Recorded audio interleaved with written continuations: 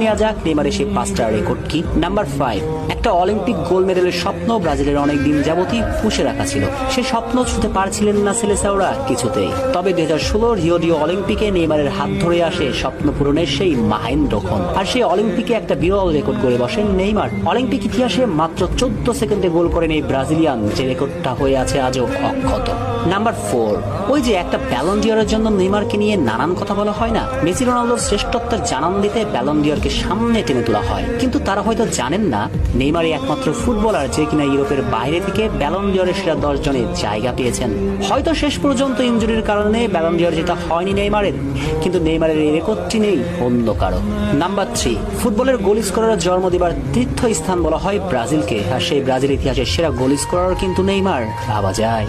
Number 2, জাতীয় দলের হয়ে সর্বোচ্চ অ্যাসিস্ট দাতা নামটাও নেইমারের, যেটাও একটি রেকর্ড। নাম্বার 1, এটা তো মেসি রোনালদোর কাছেও ছিল স্বপ্ন।